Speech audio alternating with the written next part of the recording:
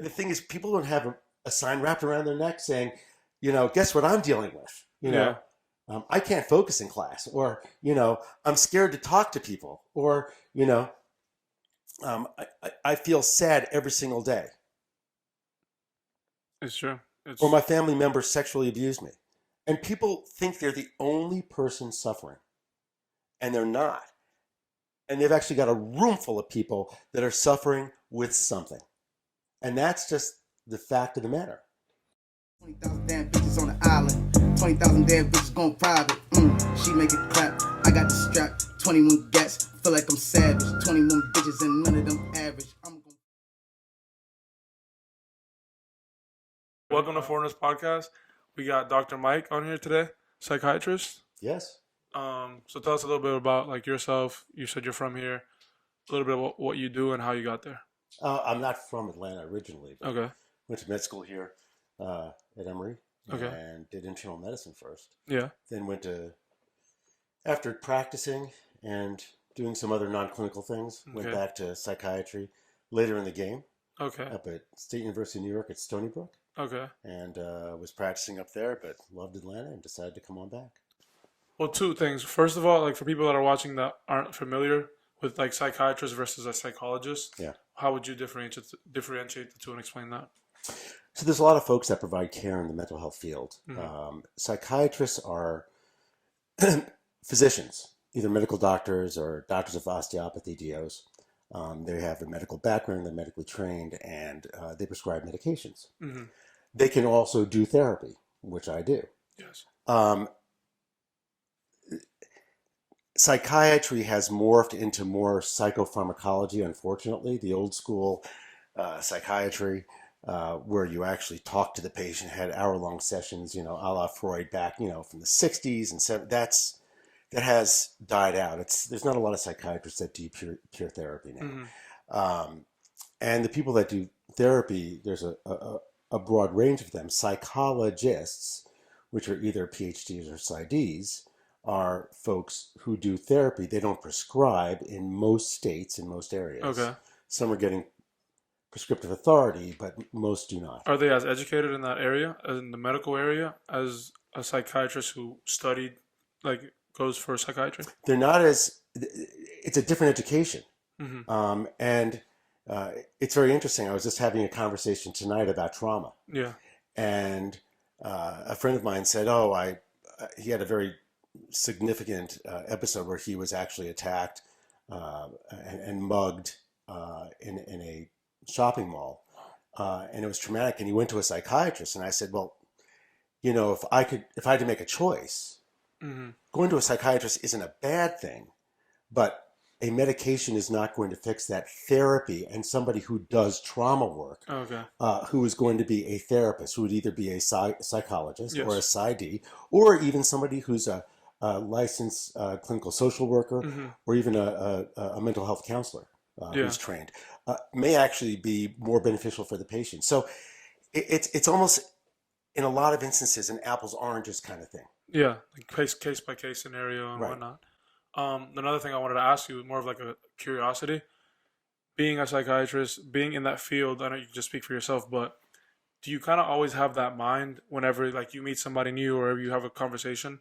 Yes. Do you have that like psychiatry like mind, psychiatrist mind? No, I think about every individual in what's called a biopsychosocial model. Mm-hmm. There are biological reasons, psychological reasons, and social reasons for why a person is feeling what they're feeling or why they're doing what they're doing. So if a person's depressed, well, are they depressed because of their genetics? Are they depressed because they're smoking too much weed? Mm-hmm. Or drinking too much? Are there biological factors? Is their thyroid low? Those are biological factors. Or are they depressed because they've had a lost opportunity, like they just missed making the major leagues? Mm-hmm. And that is gnawing at them. So they've suffered a loss. And that loss has nothing to do with biology. The pills, for the most part, generally speaking, attack the biology. The psychosocial issues. Mm-hmm. So do you have guilt? Do you have shame? What was your childhood like? Were your parents supportive?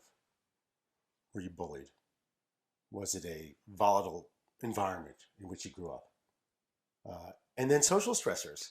You got midterms, you got finals, you got to play on the team, you got twice a day practices, but you still got to do that term paper. Chores. I mean, that in and of itself, you don't need anything else to make you anxious or depressed. That can do it. If you're just feeling overwhelmed, that can do it. Of course. And so I like to think that I at least look at the individual in all the spheres when I first interview and work with the client. And then I decide, okay, what are the issues? And I sort of think about it systematically. That's where I bring my old internal medicine in.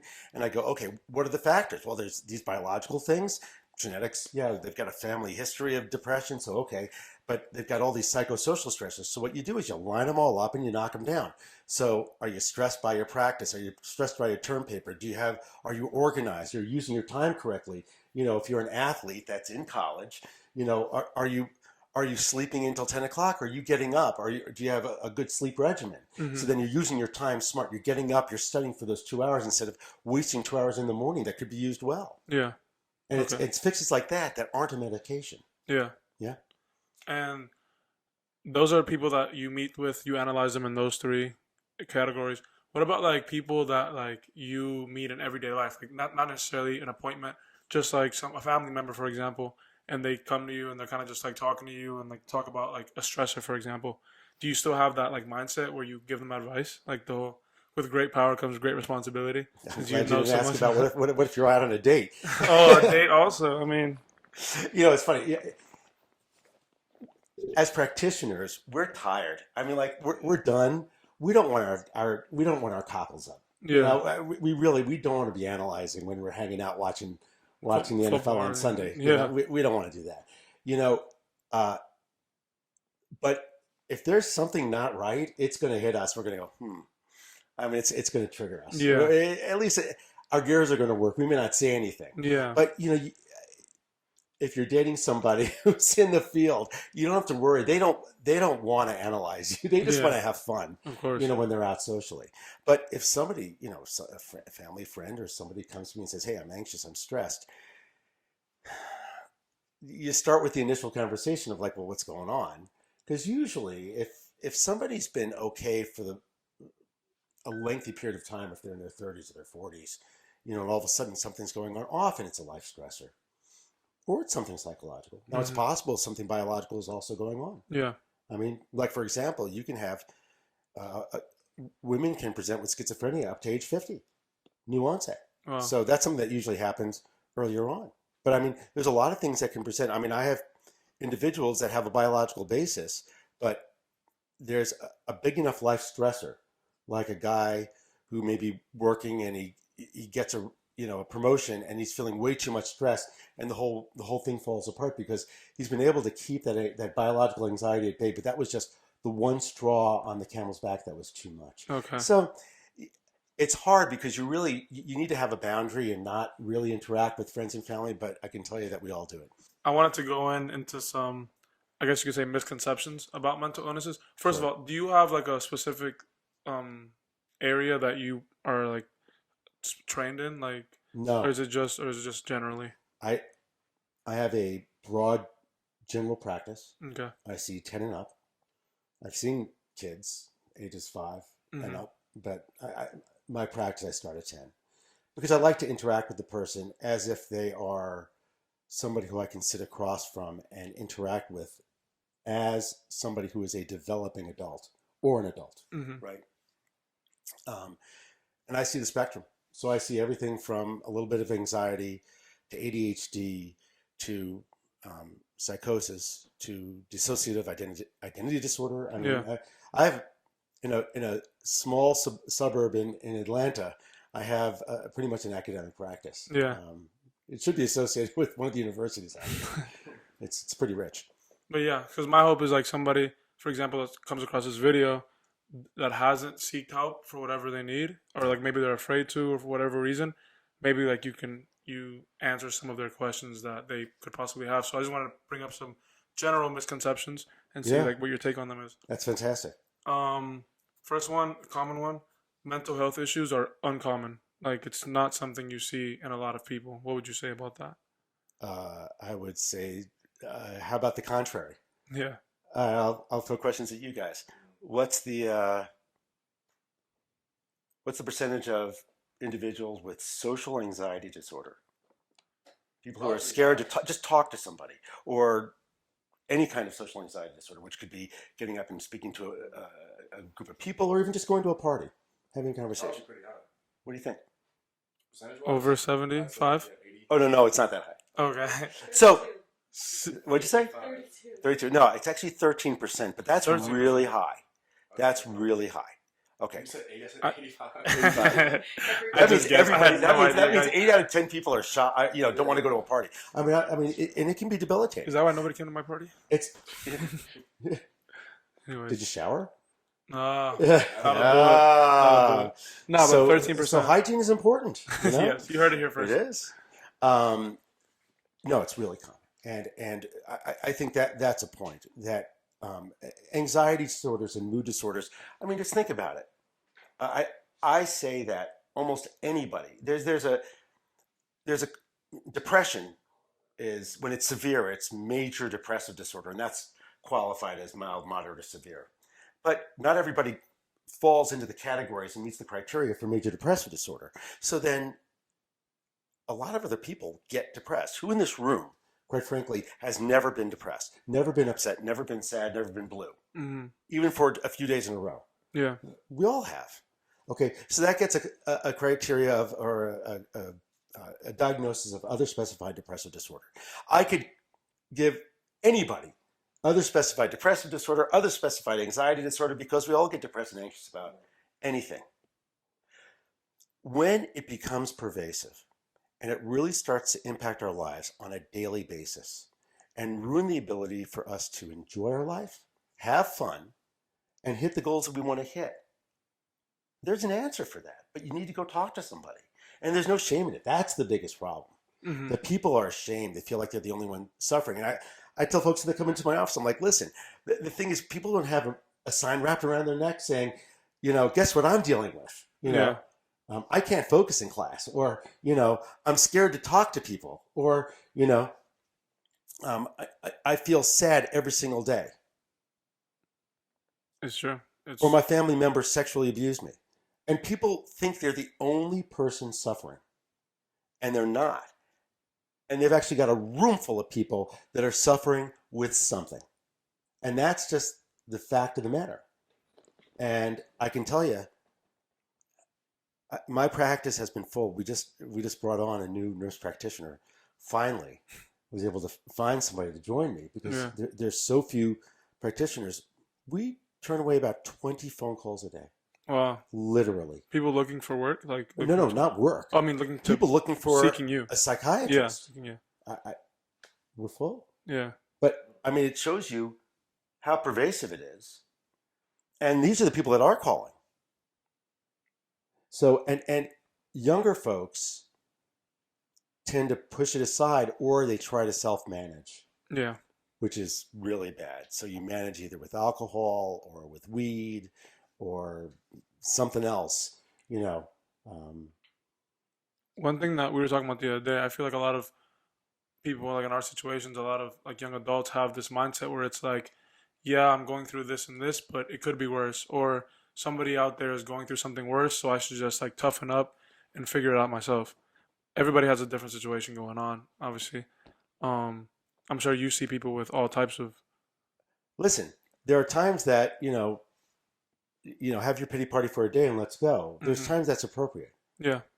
But in most cases, you should talk to somebody first. I mean, that's a one-off, one-day thing. But okay, you tripped over, you fell in the mud, get up, wipe yourself off, let's go. That's resilience is a fantastic trait. But don't confuse that with real problems, diagnoses, real life events that have accumulated and are beating you down.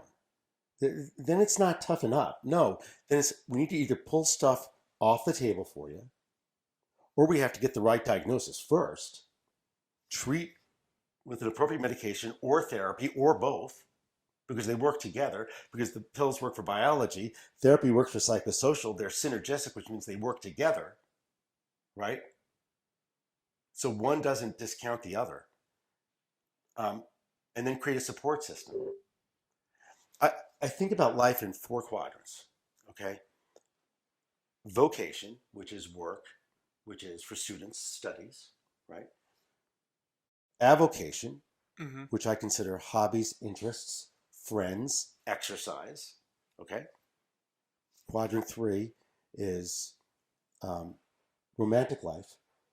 Are you engaged and involved with somebody romantically? And then family life. So if you're older and you've got kids, it's your wife and your kids, your wife or your husband, in a family way, not in the romantic way, but in a Yes. family way. And or if you're somebody like your age, then it's your parents, your siblings, and distant family as well. And how strong is your family? How strong is your romantic life? Do you have hobbies, interests, and friends? Are you sitting alone at night every single night on the internet? Right?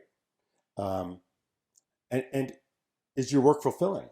Do you have goals? Are you doing what you want to do? Are you enjoying it?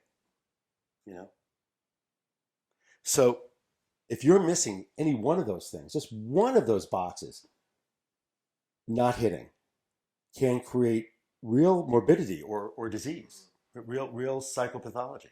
Can make you depressed, can make you anxious. So you have to look at it. You look at it in the biopsychosocial, and you look at it in the 4 quadrants, in my opinion. That's And all then sensitive. and then you can really see what's going on for the person. And Okay. is it just a one day? Yeah, I know you lost the game. Okay, dust it off. Let's go have a pity party and let's move on. Next game. Yeah. Okay. Be the goldfish, as Ted Lasso says. Yeah. But be the goldfish doesn't apply to a lot of stuff we're talking about here in psychiatry and psychology. One thing I want to ask you as you were talking about that, for those, like, let's say you seek help and you see a psychiatrist, for example, and they give you your diagnosis, prescribe you any medication, do whatever's necessary, and down the line you see a psychologist now. Do those ever like contradict each other? Do you Yeah. guys like? They shouldn't. I mean, look, not every psychiatrist and every psychologist in every case scenario it's impossible for every one of them to talk. But I talk to therapists all the time. I collaborate with therapists all the time. And I try to have no ego going in and say, hey, do you have any other ideas with regard to medication? Mm-hmm. Because they see the medications in the patients, or they've seen the patient maybe longer than I have. Yeah. Right? You have an open discussion. Now the client, now the individual has a team that's working together. Right? Sometimes I just say, hey, tell your therapist, y'all might want to consider this when you go in, and talk about that. Does your therapist do trauma work? Because if not, maybe you want to talk to your therapist about getting referred out to do some trauma work and then come on back in and to continue the other work you're doing. Because sometimes you need more than one therapist to work on more than one thing. Okay. But the medication and the therapy should augment each other. They should be synergistic. Okay. Right? Okay. Another thing, speaking of medication, I want to ask you, another misconception, should I say. Psychiatrists only treat with medication.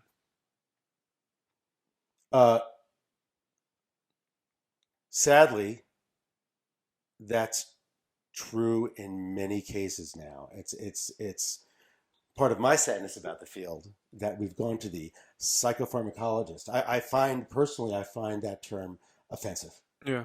I find it, because if that were the case, then we should be able to fix everybody with a pill. Exactly. And that goes contrary to everything we've just talked about. Mm-hmm.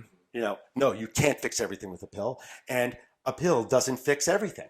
Yeah. There are some diagnoses, cases, situations where absolutely a pill is going to be all you need. Would therapy help in those situations? Sure. But is it going to be 90%? I can give you a specific example. ADHD in many cases is going to be a medication. Okay. It's going to be a medication more than therapy. Now, a therapist can help with organizing your day and restructuring your life and staying on time and creating goals and settings. So even that is not necessarily true. Hmm. But many people can be treated with just a medication with ADHD. It depends on the individual. Okay. But you can't just treat with just a pill. Unfortunately, that's where our field is going. I'd like to think I'm not that. And I like to give some people, if I'm not doing full therapy, I'm mindful of the psychosocial issues and I discuss them with each client in each setting. Okay. And then the second part to that, the medication that you take to combat whatever it is you're going through will change you or negatively impact your body. Okay. Medications are potentially a gigantic mixed bag. Medications can be amazing. They can have profound benefits in so many different ways for so many different diagnoses. They also have side effects. Hmm. Um, Too many medications, too high a dose, and each one is individual for each individual patient. So what's too high a dose for you is not too high a dose for me, and vice versa. What's the right medicine for you that's going to work for you is going to cause me to have headaches and nausea. It might give me neurological side effects. Hmm. So every medicine, if you look them up, you're going to find side effects, the most common side effects. Most medications are safe. If you get a side effect, the vast majority of them, not all of them, but the vast majority of them, you withdraw the medication, the side effect is going to go away. If you use the concept of starting low and going slow and observing with each dose, Hmm. right? You start at a low dose, watch it. Oh, okay, I'm tolerating it. Didn't really provide a benefit, but it's working. Go up to the next level. That's the wise way to prescribe. There's no guarantees.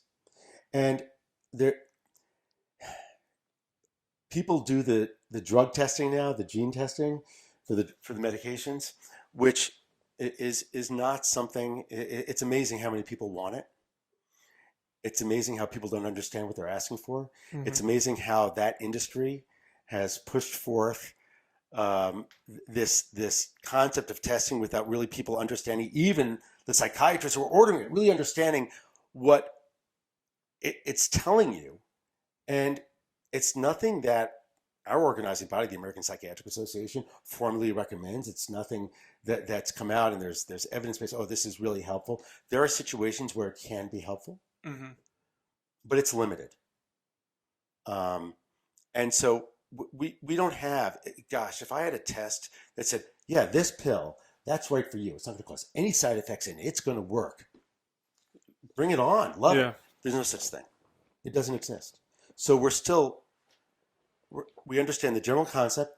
We understand the diagnostic picture. We understand what our goal is. We understand how the medication works. We understand why we're choosing what we're choosing. And any doctor who's prescribing for you should be able to tell you why they're choosing, what they're choosing, why they're choosing that specific medicine in that class, why they're starting at that dose, and how frequently they're going to go up. They should be able to tell you all that.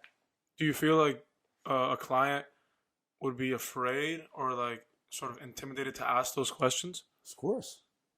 I mean, people are intimidated by doctors in general and by psychiatrists in particular. It's Yeah. scary. This is scary. First of all, you're opening yourself up to a complete stranger. You're walking in, hey, tell me all your personal problems that you won't even tell anybody else in your life. Hmm.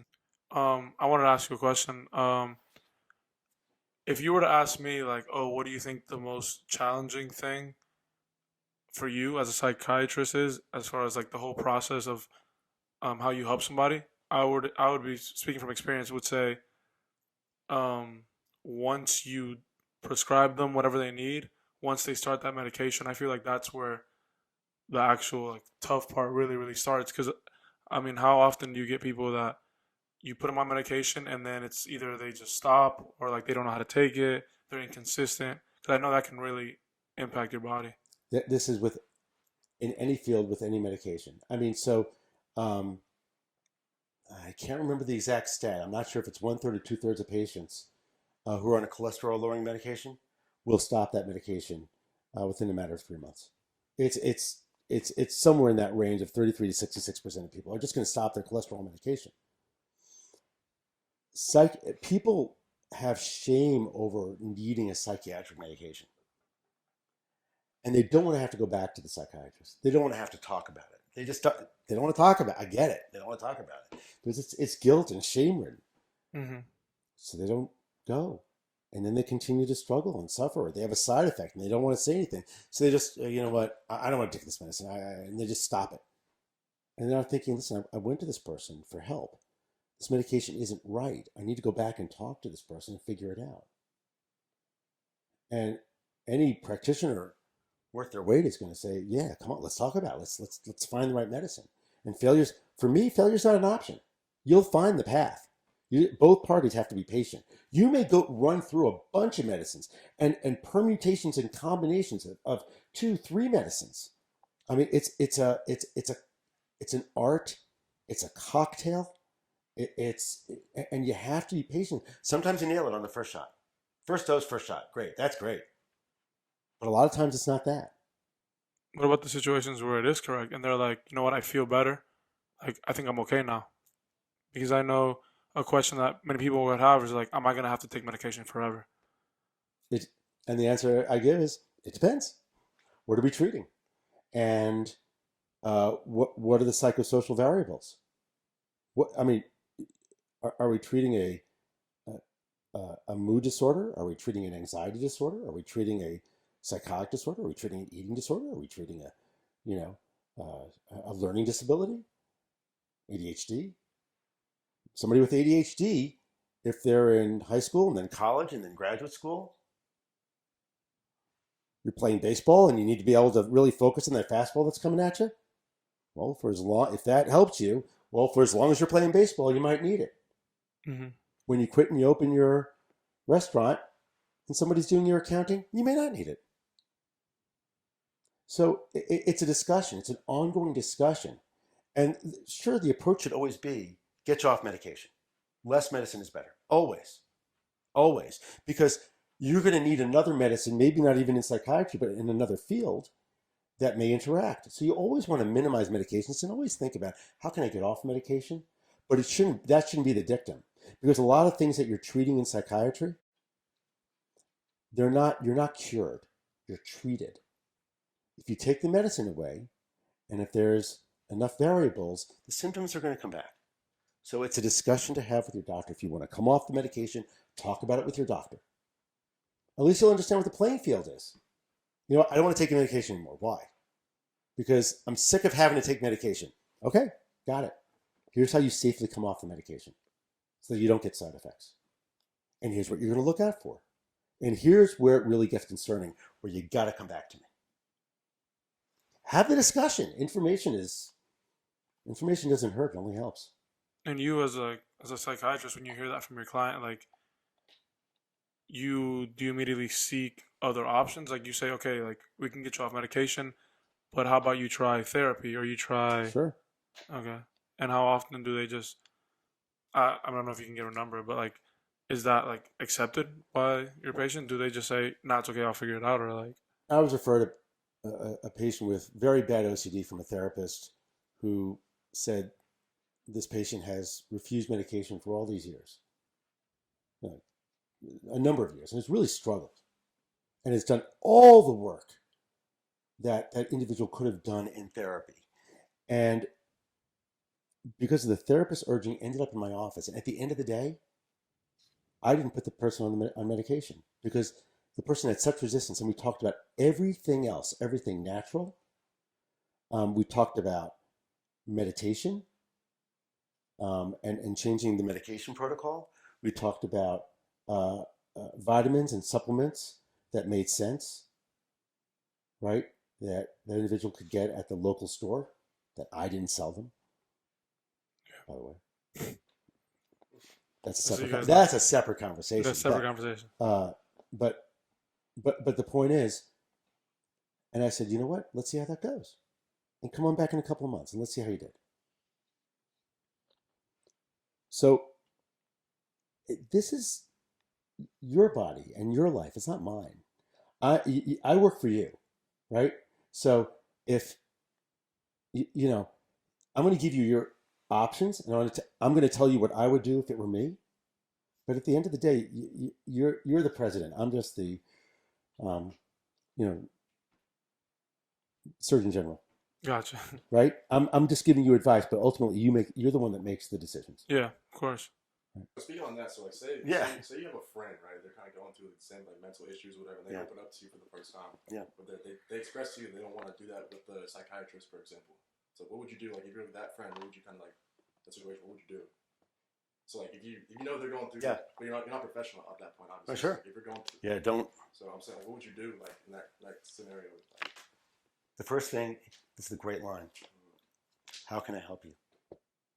How can I be of help to you? Well, I don't know. I just need help.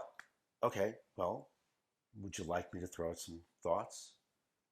Have you thought about going to a psychologist or a psychiatrist?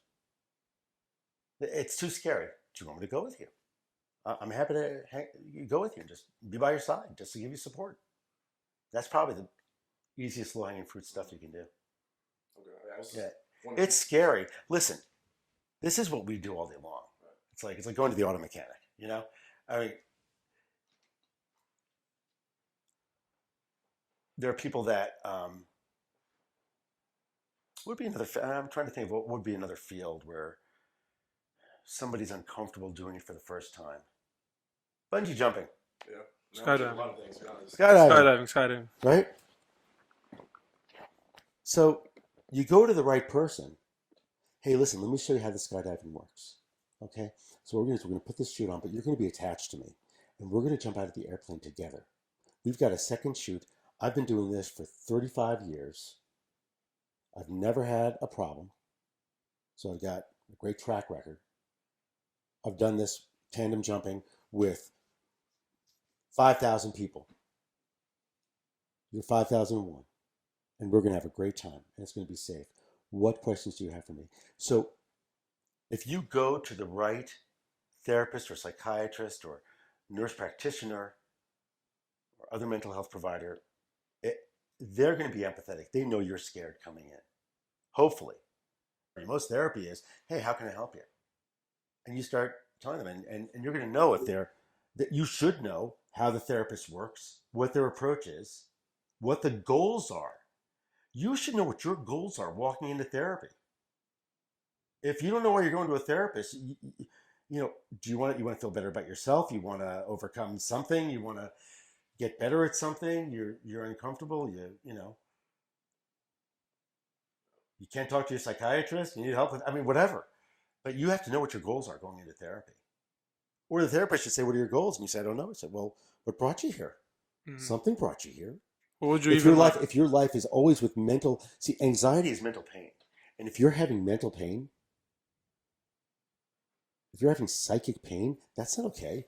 Is it okay for your elbow to hurt every single day? No, it's not okay. But people play through pain. People play through injuries. Yeah. Is it better to not be that way? Yes. You should get that treated. Right? Definitely. One thing that I kind of wanted to wrap up with. Yeah. For those, I'm sure this is one of the biggest questions. The cost of seeing a psychiatrist, the cost of like the medication. Right, well, I can always talk from my own one little sphere. Mm-hmm. And now we're going to get into potentially a political discussion. And I take insurance. I don't have to. There's such a demand. It's really difficult for a lot of people to afford the way insurance is set up now. Even if they have a job and they have health care, they've got a high deductible. They've got $6,000. A $6,000 deductible. What does that mean? The first $6,000 is out of their pocket. So I'm contracted with Blue Cross Blue Shield, let's say, and they pay me X for this visit. Yeah, insurance covers it. But if that visit is $150, that patient is going to have to cut me a check for $150 or give me their credit card. Because that's the contract they have with the insurance provider. And then it gets down to what are we doing in healthcare? And what are they doing in Washington, D.C.? And as a provider, I've been a physician for a long time. I graduated medical school in 1988. And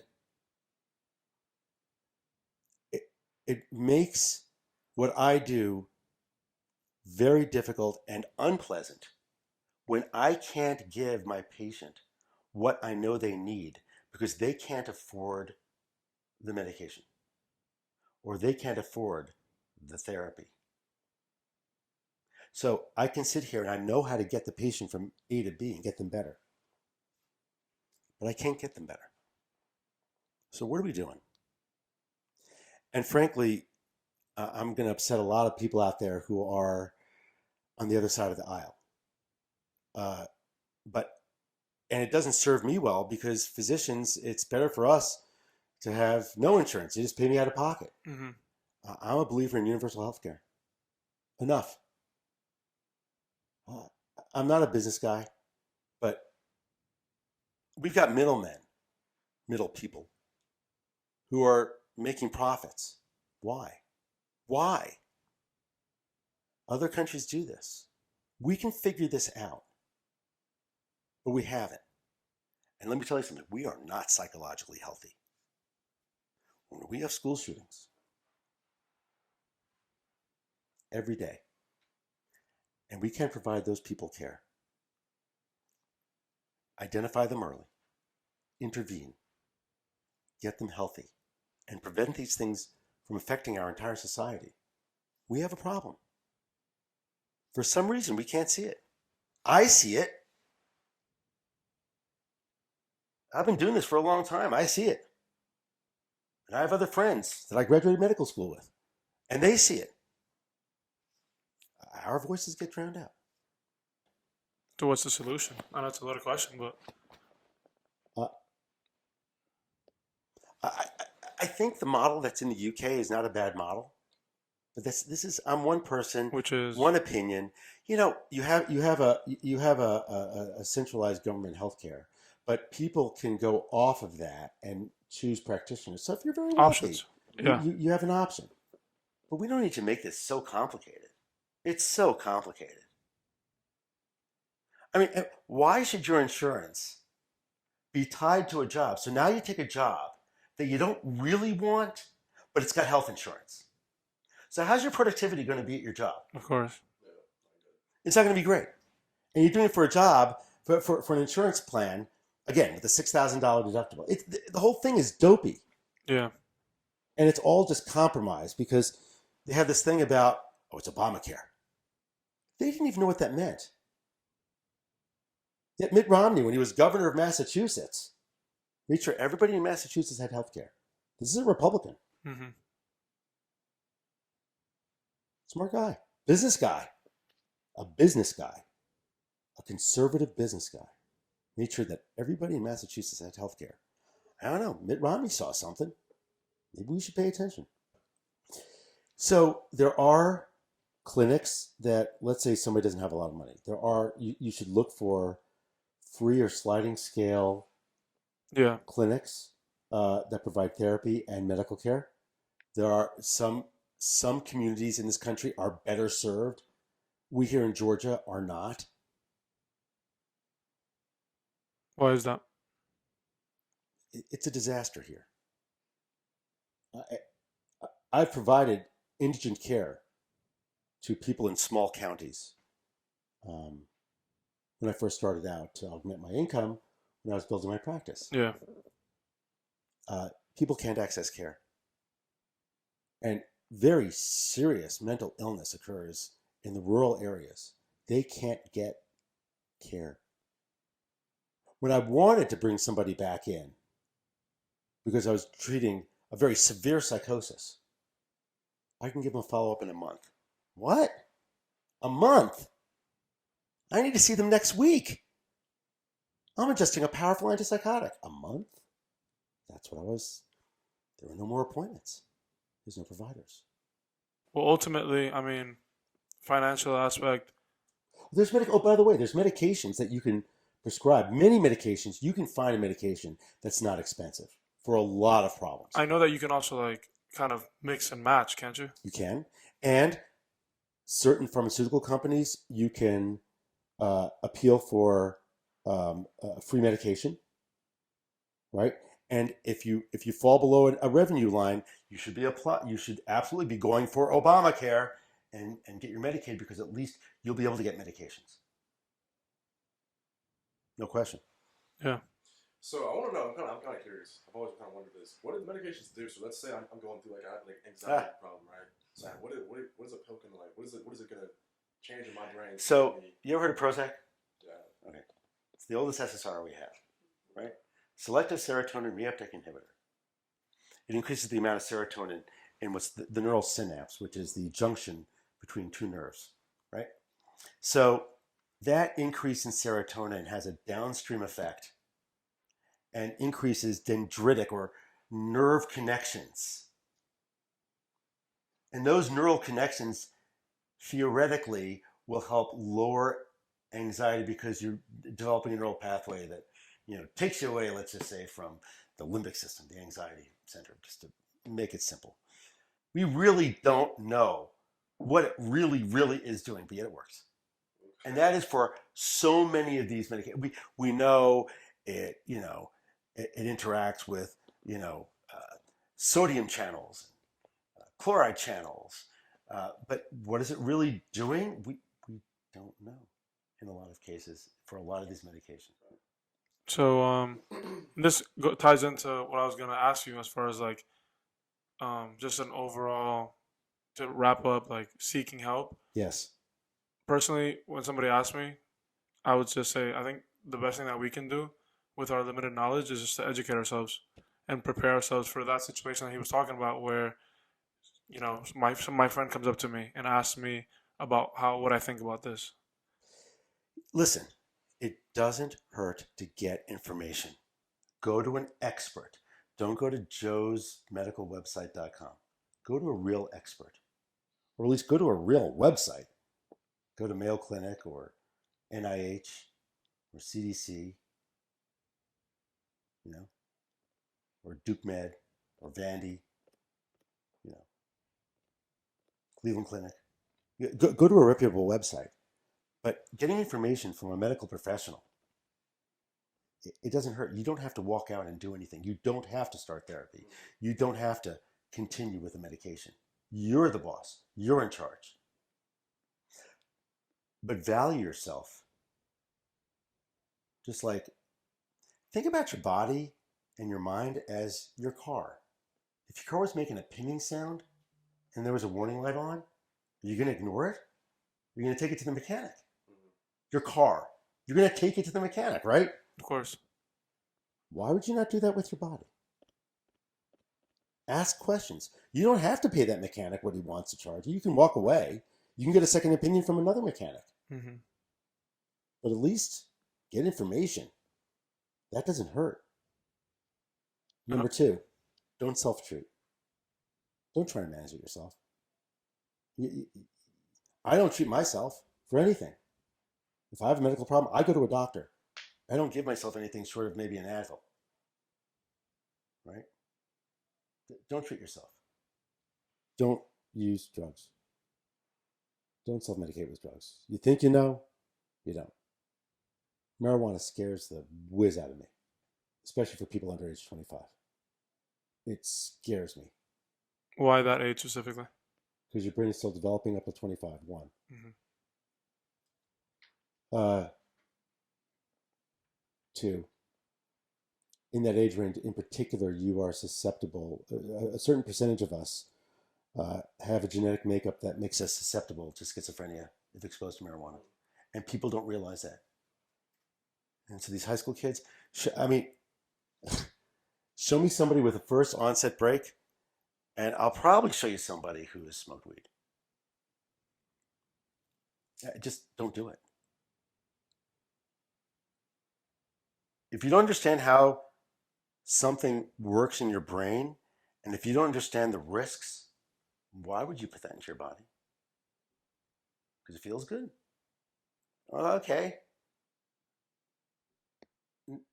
That's not so smart. Hopefully, this kind of, whoever watches this can kind of use this and say, okay, like maybe I should take you up on your advice, educate yourself, kind of ask those questions that you want to know the answer to. And if you do need to seek help, I mean, seek help, find somewhere to go. It'll be a psychiatrist, psychologist, an expert, so you can get proper information and not misinformation. But I wanted to appreciate you because this is the whole purpose. Like when you asked me, why is just to give people a better understanding and give them accurate information from an expert and not me and Ali. If the person feels good to you, stay with that person, that caretaker, whether it's a psychiatrist, psychologist, mental health counselor. If it doesn't feel good, express that to them. Mm-hmm. Don't just leave. Don't just walk out. Express it. You're in a relationship with them, a professional relationship, but a relationship. And then if it still doesn't feel good, then choose somebody else. But don't just walk away from yourself. Ask the questions and get the help you need. And you should be able to optimize your life, feel good, have fun, and hit your goals. That's what the point is. Appreciate it. Anything else, Ali? Thank you. Got anything else? Hey, it's my pleasure. Good. Very informational. I appreciate that. Yeah, go Dogs. Go Dogs. You guys heard it here first. Go Dogs. Go Dogs. Number one team in the country. You're going to be that way for a very, very long time. We'll see. Hopefully, so by the time this is out, the national championship will have been played. So hopefully he's just completely wrong. And people will look back and go like, wow, that man was wrong. That did not age well. I got faith in my boy. They say they shout out. But I appreciate it. Foureigners podcast, like, comment, subscribe. Dr. Mike Rosen out of your practice? Roswell, Georgia. Roswell, Georgia. Roswell Psychiatry. Roswell Psychiatry. Thank you. I appreciate it.